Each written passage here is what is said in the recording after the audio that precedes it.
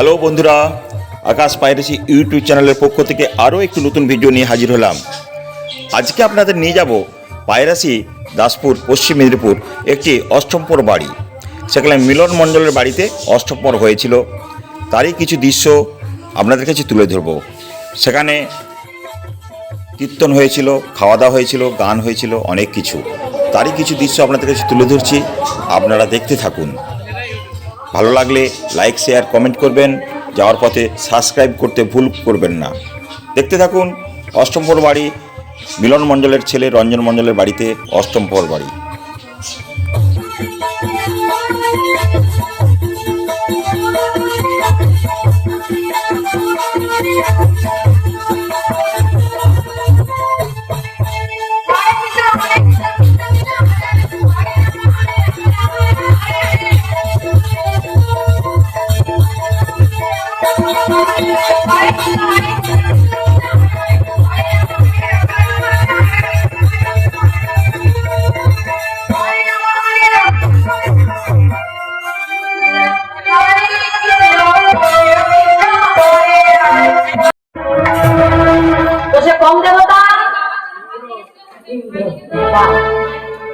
সেই দেবরাজ ইন্দ্র যাত্রা সে পথ ধরে হঠাৎ এগুলো কি কে যেন গাছের তলায় ঘুমিয়ে রয়েছে।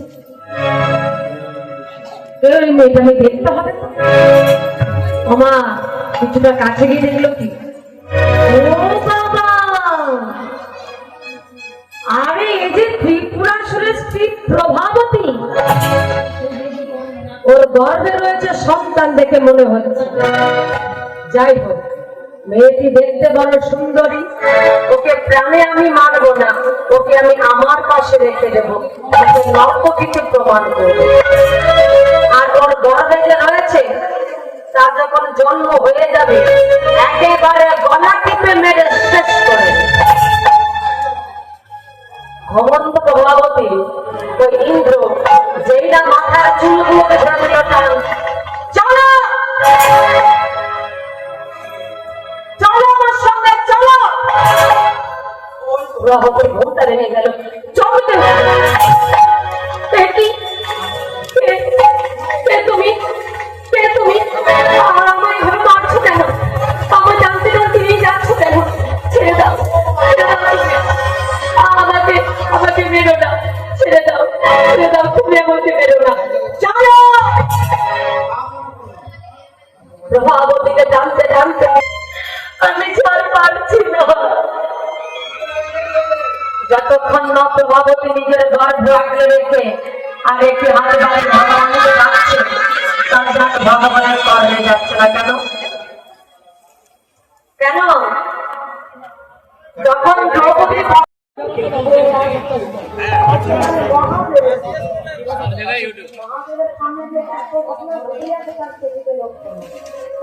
কিছুই জানে না, কেন বন্ধ করে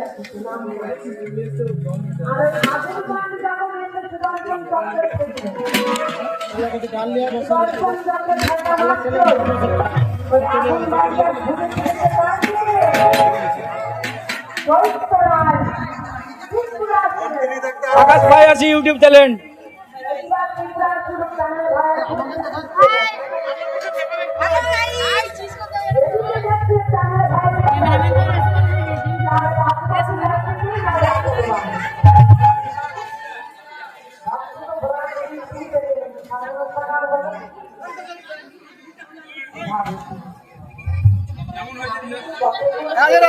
রাধে রাধে।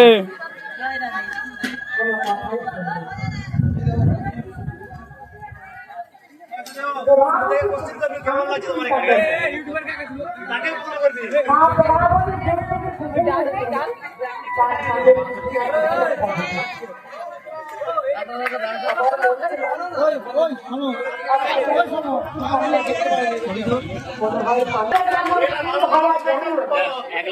কেমন হয়েছে বলো, কেমন হয়েছে পরিষেবা এখানে, খাওয়ান দাওয়ান কেমন চলছে বলো?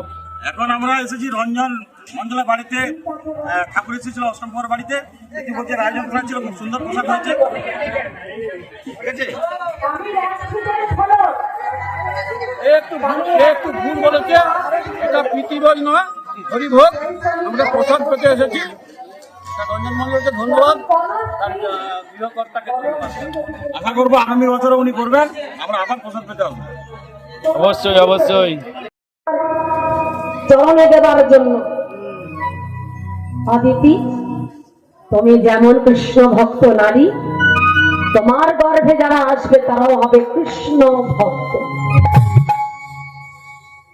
দিতির গর্ভে যারা আসবে তারা হবে দৈত্য, আর অদিতির গর্ভে যারা আসবে তারা হবে সূর্যলোক অর্থাৎ দেবতা। তবে এই যে দিতি আর অদিতি, দৈত্য এবং সূর্যলোক, দৈত্যদের সঙ্গে আর দেবতাদের সঙ্গে তাদেরকে যদি এক করে দেওয়া যায় তো কি হবে? করে তাদের সঙ্গে যদি ভালো মানুষ পড়ে যায়, হ্যাঁ, তার কি সঙ্গে থাকতে ভালো লাগবে?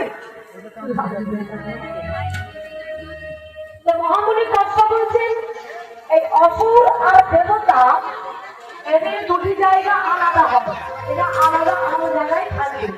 অসুরের থাকবে ভক্তলোকে, আর ওরা থাকবে কোথায়?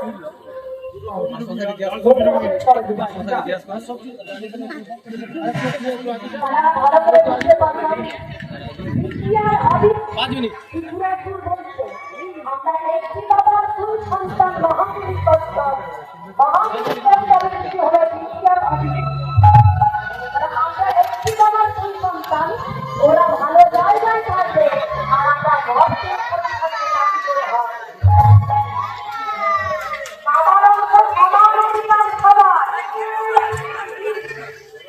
তাদের যেমন অধিকার রয়েছে আমাদের অধিকার রয়েছে। ওরা ভালো জায়গায় থাকবে আর আমরা এখানে পড়ে থাকবো।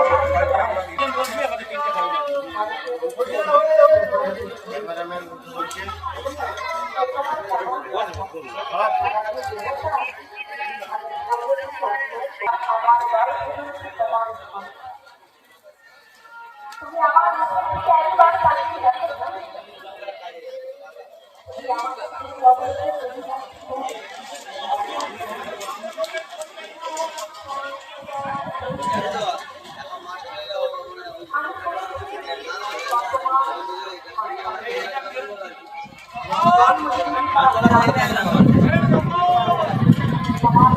ওই ধার দিয়ে